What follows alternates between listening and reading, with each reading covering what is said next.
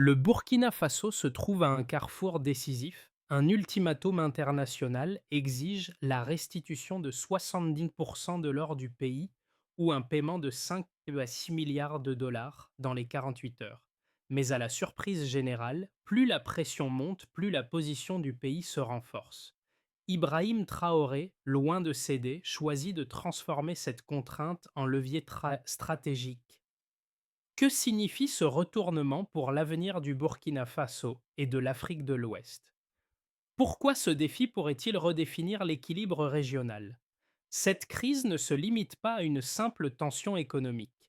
Le Burkina Faso se trouve face à un dilemme historique, un défi qui pourrait changer à jamais sa trajectoire. En refusant de céder à l'ultimatum, Ibrahim Traoré envoie un message fort sur la souveraineté du pays. Ce geste représente un tournant non seulement pour le Burkina Faso, mais aussi pour l'ensemble de la région du Sahel. Si le pays parvient à transformer cette pression en levier stratégique, cela pourrait redéfinir les rapports de force en Afrique de l'Ouest. En outre, l'impact de ce choix dépassera les frontières du pays, car d'autres nations de la région pourraient être inspirées par la résistance du Burkina Faso à la pression internationale.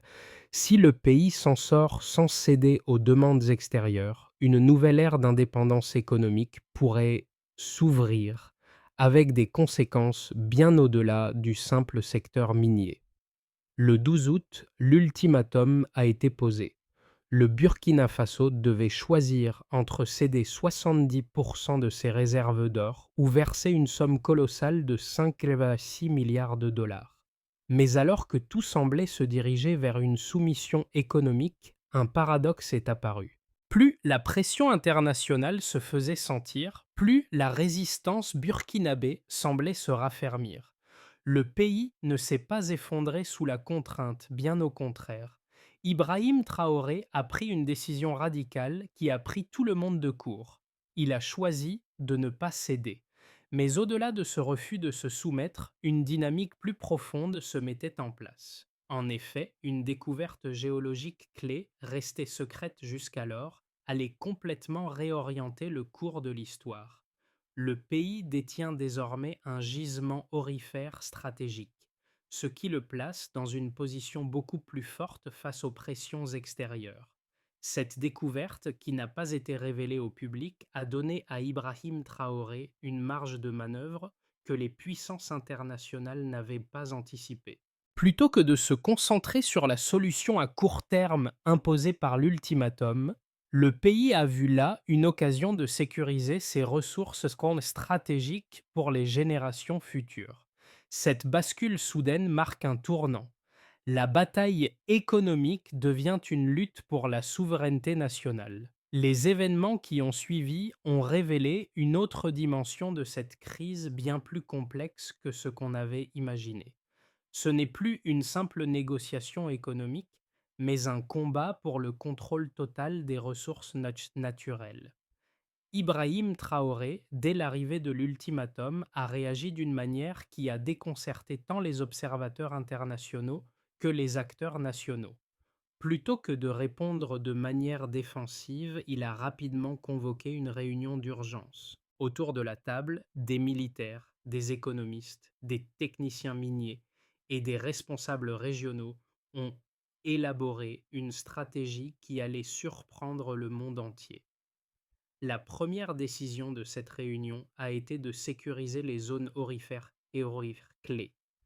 Mais cette décision n'était pas simplement stratégique, elle symbolisait une rupture avec les précédentes politiques économiques. Loin d'être une simple mesure de protection, cette action a eu pour but de prouver au monde que le Burkina Faso était désormais maître de ses ressources, qu'il pouvait s'organiser sans l'influence directe des puissances étrangères.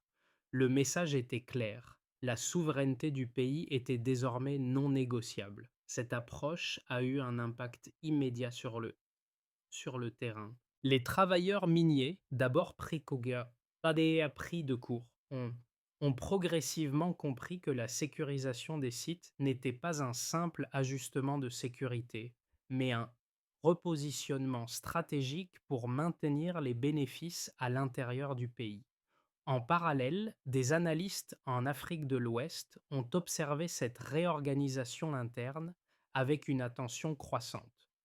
Ce n'était pas seulement un changement pour le Burkina Faso, mais un signal pour toute la région du Sahel.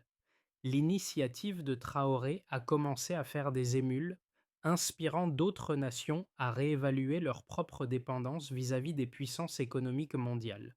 L'ultimatum international a jeté le pays dans une crise géopolitique majeure. Dès le 12 août, les événements se sont enchaînés rapidement, chacun avec des conséquences imprévues. L'ultimatum était simple et brutal. Soit le Burkina Faso cédait 70% de ses réserves d'or, soit il payait 5,6 milliards de dollars. Un ultimatum apparemment irréfutable. Mais ce que les puissances occidentales ne savaient pas, c'est que le pays était sur le point de jouer une carte décisive. Ibrahim Traoré, à peine informé de la demande, a réagi de manière décisive, convoquant une réunion d'urgence au sommet. Ce qui se passait dans la salle de réunion à Ouagadougou allait redéfinir la trajectoire de la crise. Plutôt que de se soumettre, le président a décidé de riposter en sécurisant les zones minières stratégiques et en réorientant les ressources économiques du pays. La décision a été prise de maintenir le contrôle national sur les gisements aurifères et de réduire la dépendance aux sociétés minières étrangères. En l'espace de quelques heures, des unités spécialisées ont été envoyées pour sécuriser les sites aurifères les plus importants. Ce n'était pas simplement une action défensive, mais un mouvement stratégique visant à redéfinir l'avenir économique du pays. En parallèle, des mesures ont été prises pour sécuriser les routes de transport et les zones de stockage des ressources minérales. Les forces militaires ont été déployées non seulement pour protéger les mines, mais aussi pour garantir que le pays n'aurait pas à céder sous la pression. Les autorités locales ont commencé à réorganiser la gestion des ressources naturelles. Cette phase initiale de l'action ne s'est pas immédiatement manifestée par des événements spectaculaires, mais par une série de réajustements structurants qui ont permis au pays de se préparer à des mesures plus radicales. Sur le terrain, les premières conséquences ont été visibles. Les travailleurs miniers ont commencé à se rassembler autour d'un objectif commun. Les autorités locales ont pris des mesures pour sécuriser le territoire et empêcher toute ingérence extérieure. La tension diplomatique avec les puissances internationales a rapidement grimpé. Alors que le monde observait les premières images des déplacements militaires à travers le pays, une autre dynamique se mettait en place. Ce qui semblait être une réponse militaire s'avérait être une reconfiguration stratégique de l'ensemble des ressources du pays.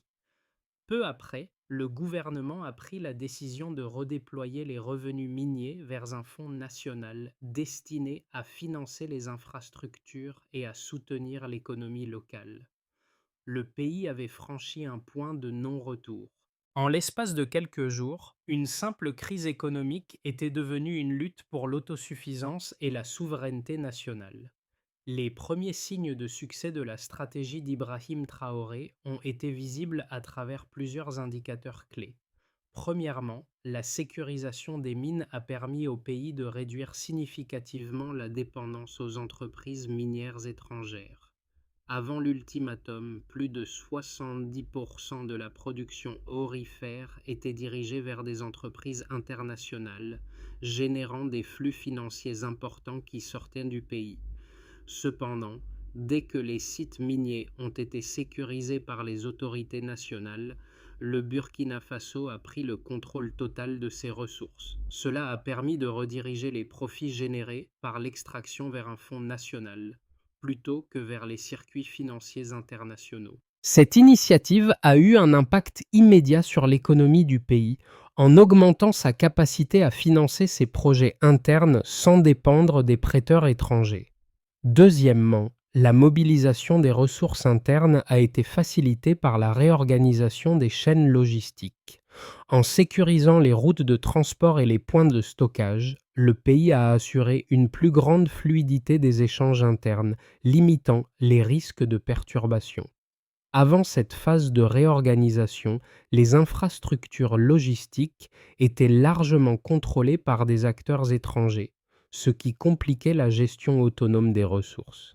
La sécurisation de ces corridors a donc permis de renforcer l'indépendance du Burkina Faso vis-à-vis des acteurs externes, tout en garantissant une distribution plus efficace des ressources au sein du pays. Troisièmement, les images satellitaires et les rapports d'analystes régionaux ont révélé que le Burkina Faso était en train de renforcer sa surveillance des zones aurifères. Avant l'ultimatum, les entreprises étrangères avaient un contrôle exclusif sur ces zones, ce qui leur permettait de surveiller et d'exploiter les sites miniers sans l'interférence de l'État. Cependant, avec l'intensification de la présence militaire et des équipements de surveillance sophistiqués, le pays a pu limiter l'accès aux acteurs externes et mieux contrôler ses gisements. Bien que ces mouvements ayant été interprétés par les observateurs étrangers comme une escalade militaire, il est clair que le gouvernement burkinabé cherchait à établir une souveraineté complète sur ses ressources stratégiques. Un autre indicateur quantifiable important est l'augmentation des investissements internes. En réorientant les flux financiers générés par l'exploitation minière vers des projets de développement national, le Burkina Faso a pu investir dans des secteurs clés tels que l'infrastructure, l'agriculture et les services sociaux. Cette transformation a été rendue possible par la décision de placer les revenus miniers sous contrôle national plutôt que de les laisser sortir du pays sous forme de dividendes vers les entreprises étrangères. Cette réallocation des ressources a permis au pays de se doter d'une plus grande marge de manœuvre économique et de renforcer ses capacités d'autosuffisance. Enfin, la réévaluation de la vulnérabilité aux sanctions internationales a été un autre aspect essentiel de cette stratégie. En sécurisant ses ressources et en diversifiant ses partenariats économiques, le Burkina Faso a réduit sa dépendance vis-à-vis des acteurs externes, ce qui lui a permis de mieux gérer les risques associés aux sanctions économiques. Cela a été corroboré par des rapports qui ont montré une réduction progressive des vulnérabilités financières du pays, malgré la pression croissante des puissances internationales. Cette évolution a été d'autant plus significative qu'elle a permis au pays de se positionner sur la scène internationale comme un acteur capable de résister aux pressions externes. La réponse stratégique d'Ibrahim Traoré face à l'ultimatum international a été soutenue par deux arguments principaux: la nécessité de défendre la souveraineté nationale et la possibilité de transformer la crise en opportunité. Ces deux points sont non seulement justifiés par les faits observés, mais ils s'inscrivent également dans une vision plus large de l'avenir du Burkina Faso et de l'Afrique en général. Le premier argument, la défense de la souveraineté nationale, repose sur la nécessité de protéger les ressources naturelles du pays. En prenant le contrôle des gisements aurifères et en réorientant les revenus vers un fonds national, Ibrahim Traoré a montré que la protection des ressources naturelles est un levier de pouvoir incontournable pour un pays dans un monde globalisé. Il a ainsi évité de tomber dans le piège des compromis qui auraient limité la capacité du pays à décider de son avenir économique.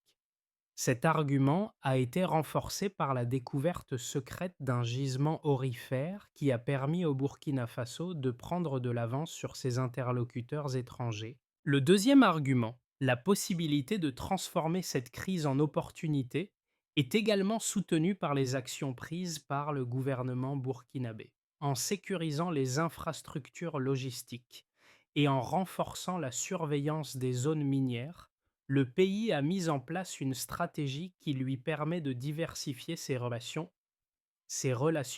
économiques. Au lieu de se contenter de dépendre des acteurs économiques traditionnels, le Burkina Faso a cherché à élargir son réseau de partenaires en s'appuyant sur des relations alternatives, notamment avec des pays comme l'Iran et le Venezuela. Cette diversification des partenariats économiques a permis de réduire la vulnérabilité du pays vis-à-vis des sanctions internationales. Cependant, ces stratégies ne sont pas sans leurs détracteurs. Certains analystes estiment que la réponse d'Ibrahim Traoré pourrait nuire à l'économie à long terme en isolant le pays sur la scène internationale. En se détournant des puissances occidentales, le Burkina Faso pourrait perdre l'accès à certains marchés clés et voir ses relations diplomatiques se détériorer. Cependant, cet argument ne tient pas lorsque l'on considère les changements structurels internes générés par ces décisions. Le pays a renforcé son indépendance économique et construit des bases plus solides pour l'avenir. La réponse de Traoré n'est donc pas une fuite en avant, mais un choix stratégique éclairé pour assurer la pérennité du pays. Le Burkina Faso, à travers sa décision radicale, a changé le jeu. Le pays a transformé une crise potentielle en un levier stratégique pour renforcer sa souveraineté nationale. Cette décision n'a pas seulement eu des effets économiques internes immédiats, mais elle a aussi redéfini les rapports de pouvoir dans la région. En refusant de céder sous la pression internationale, Ibrahim Traoré a défié un modèle ancien d'exploitation des ressources et a ouvert la voie à une autonomie économique inédite pour le pays. Mais derrière cette réaction ferme se cache un autre élément clé, la découverte d'un gisement d'or important qui n'avait pas été pris en compte par les puissances occidentales, a donné au Burkina Faso une position de négociation plus forte. La sécurisation des sites miniers et la redirection des flux financiers ont permis de solidifier l'économie nationale, mais l'impact régional est tout aussi significatif. Ce retournement pourrait marquer un tournant dans la manière dont les pays du Sahel gèrent leurs ressources naturelles, en renforçant leur indépendance face aux pressions internationales. Ce qui était perçu comme une situation de faiblesse pourrait se transformer en un modèle de résilience pour la région. Les implications pratiques de la réponse du Burkina Faso sont vastes et profondes. Sur le plan économique, la sécurisation des ressources aurifères et la réorientation des flux financiers ont permis au pays de renforcer sa souveraineté. Avant l'ultimatum, une grande partie des bénéfices issus de l'exploitation minière quittaient le pays au profit de sociétés étrangères. Cependant, avec le contrôle accru des gisements, le Burkina Faso a pu garder ses ressources à l'intérieur de ses frontières, alimentant ainsi un fonds national pour soutenir son développement. Cette mesure a non seulement renforcé la position économique du pays, mais elle a également amélioré sa résilience face aux sanctions internationales. Dans le même temps, les effets de cette politique se sont manifestés à l'échelle régionale. Le Mali, le Niger et d'autres pays du Sahel ont observé avec attention les événements au Burkina Faso. L'idée qu'un pays puisse résister collectivement à la pression internationale a donné naissance à une nouvelle dynamique régionale. En effet, les gouvernements voisins ont commencé à réfléchir à leur propre stratégie de gestion des ressources et de relations extérieures. Cette évolution pourrait renforcer les liens entre les pays du Sahel et leur indépendance économique vis-à-vis des puissances étrangères. Le soutien populaire au Burkina Faso a également augmenté à mesure que les bénéfices de cette décision ont été ressentis à travers le pays. Les travailleurs miniers, initialement sceptiques, ont commencé à voir les avantages d'une gestion locale des ressources. Cette transformation a permis une plus grande stabilité dans les zones minières et a renforcé l'unité nationale face aux défis externes. La sécurisation des mines et des infrastructures critiques a donné aux citoyens un sentiment de contrôle sur leurs ressources, augmentant ainsi la légitimité du gouvernement de Traoré. Cependant, cette résilience n'a pas été sans coût. Les pressions diplomatiques de la part des pays occidentaux ont été fortes et les sanctions économiques ont commencé à se durcir. Mais plutôt que de se laisser submerger par ces menaces, le Burkina Faso a cherché à diversifier ses partenariats économiques.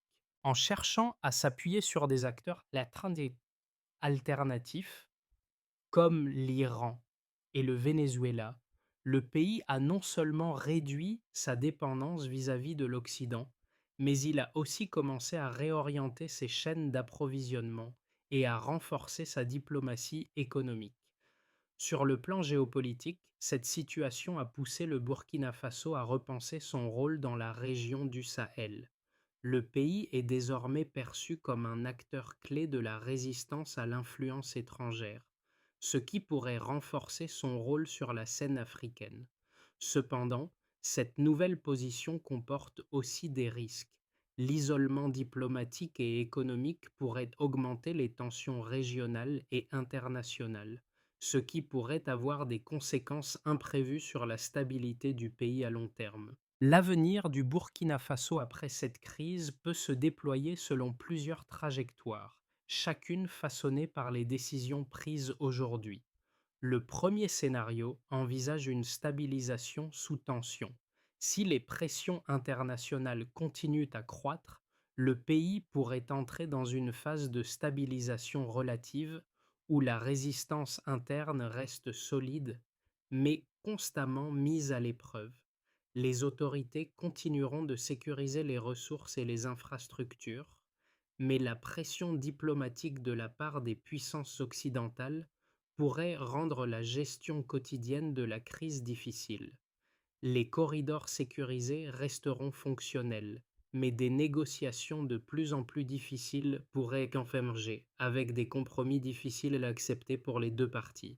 Le deuxième scénario, plus optimiste, envisage une consolidation et une expansion. Si les alliances régionales se renforcent et que la coopération technique avec d'autres pays du Sahel se développe, le Burkina Faso pourrait se retrouver dans une position plus forte. Cette dynamique pourrait permettre au pays de développer une économie plus diversifiée en utilisant les revenus aurifères pour financer des projets agricoles et industriels. Le pays pourrait également établir un précédent continental en matière de gestion souveraine des ressources naturelles, offrant ainsi un modèle pour d'autres nations du Sahel confrontées à des pressions similaires. Le troisième scénario, le plus sombre, envisage une escalade et une perturbation. Si les sanctions internationales se durcissent, et que la communauté internationale intensifie ses efforts pour isoler le pays, le Burkina Faso pourrait se retrouver confronté à des obstacles économiques majeurs. Les chaînes d'approvisionnement pourraient être fragilisées, les investissements étrangers réduits et les tensions régionales accrues. Cependant, ce scénario ne signifie pas un effondrement immédiat, mais plutôt une série de défis qui pourraient affaiblir les capacités internes du pays à gérer la crise. Quel que soit le scénario qui se déroule, il est clair que le Burkina Faso se trouve à un carrefour stratégique. Le pays doit maintenant naviguer entre ces différentes trajectoires, en utilisant ses nouvelles capacités pour résister aux pressions, tout en consolidant ses ressources internes pour l'avenir.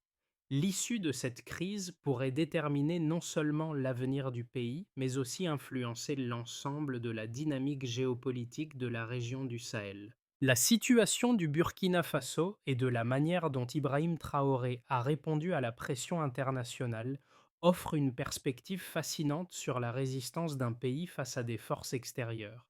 Mais au-delà des implications géopolitiques et économiques, cette crise touche aussi la vie des individus et des communautés qui composent le pays.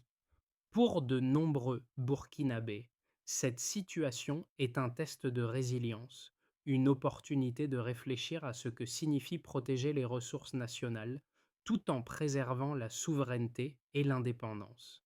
À l'échelle régionale, l'exemple du Burkina Faso pourrait inspirer d'autres nations du Sahel à réévaluer leur propre dépendance vis-à-vis des puissances mondiales et à chercher des solutions plus autonomes. Les jeunes générations, particulièrement exposées aux effets de l'économie mondiale et aux défis de la mondialisation, peuvent voir dans cette résistance un modèle de résistance. Dans un contexte où les attentes sociales et économiques sont souvent dictées par des influences extérieures, la possibilité de s'affirmer comme une nation indépendante pourrait résonner comme un appel à l'action. Les jeunes Burkinabés qui font face à des défis de chômage et de pauvreté pourraient voir dans cette crise une chance de redéfinir leur futur en dehors des mécanismes de dépendance mondiale. Les travailleurs des secteurs miniers et agricoles, quant à eux, pourraient voir cette évolution comme une validation de leur rôle essentiel dans l'économie nationale. En contrôlant les ressources et en réorientant les bénéfices vers l'économie locale, les Burkinabés retrouvent une plus grande autonomie dans leur vie quotidienne. Le lien entre les décisions politiques prises au sommet et les réalités du terrain devient plus visible, renforçant ainsi la cohésion sociale. La situation actuelle du Burkina Faso offre plusieurs pistes d'action à court, moyen et long terme. Pour garantir la stabilité du pays face à une pression internationale croissante, plusieurs étapes doivent être suivies. La première priorité doit être la sécurisation continue des ressources stratégiques, notamment l'or, mais aussi d'autres secteurs clés tels que l'agriculture et l'énergie. Cela implique une surveillance renforcée des sites miniers et des investissements dans des infrastructures locales pour garantir une gestion autonome des ressources. La deuxième étape consiste à diversifier les partenariats économiques du pays. Bien que les relations avec les puissances occidentales puissent se durcir, le Burkina Faso doit rechercher des alternatives pour ses échanges commerciaux et ses investissements. Des partenariats avec des pays non occidentaux, comme l'Iran ou le Venezuela, peuvent jouer un rôle stratégique dans cette diversification, tout en réduisant la vulnérabilité aux pressions extérieures. Le pays pourrait également chercher à renforcer les liens avec d'autres nations du Sahel, créant ainsi une coalition régionale qui pourrait mieux résister aux sanctions et aux menaces extérieures. Troisièmement, il est essentiel de mettre en place des mécanismes financiers transparents pour gérer les revenus générés par l'exploitation minière. Ces fonds devraient être alloués de manière stratégique à des projets nationaux tels que l'amélioration des infrastructures, le développement agricole et l'éducation afin d'assurer un développement durable. Une gestion rigoureuse et transparente des ressources nationales renforcera la légitimité du gouvernement et assurera une distribution équitable des bénéfices au sein de la société. Alors que la crise du Burkina Faso se poursuit, un aspect fondamental demeure, la souveraineté nationale. Ibrahim Traoré a choisi de se tenir ferme face à une pression internationale énorme, refusant de céder à l'ultimatum imposé. Cette décision a redéfini le rôle du pays sur la scène internationale, mais elle a également renforcé la résilience interne de la nation. Le Burkina Faso a non seulement résisté à la pression, mais il a trouvé un moyen de tirer parti de la situation pour renforcer son autonomie économique. La clé de cette réponse réside dans la gestion des ressources stratégiques, le contrôle interne des flux financiers et la diversification des partenariats économiques. Au-delà des chiffres et des décisions politiques, cette crise révèle une vérité plus profonde. La capacité d'un pays à s'adapter, à se relever et à transformer une situation difficile en un moteur de changement. Le Burkina Faso, à travers son courage et sa détermination, a montré qu'il est possible de résister à l'influence extérieure et de prendre en main son avenir. Cette leçon est un exemple précieux pour d'autres nations en quête de souveraineté et d'indépendance. Le Burkina Faso se trouve à un carrefour stratégique. Alors que la pression internationale persiste, le pays a prouvé sa résilience et sa capacité à se réorganiser face à des défis énormes. Cette situation n'est pas seulement un test de force pour Ibrahim Traoré et son gouvernement, mais aussi pour le peuple burkinabé, qui a montré sa détermination à défendre ses ressources et son avenir. La question maintenant est de savoir comment ce modèle de résilience peut être étendu à d'autres pays de la région. Si vous souhaitez suivre l'évolution de cette crise et découvrir comment les pays du Sahel réagissent face aux pressions externes, il est essentiel de rester informé et engagé. Le rôle de chacun, à la fois au niveau local et international, sera déterminant pour façonner l'avenir de cette région. Partagez vos pensées, commentez cette analyse et suivez de près les prochains développements.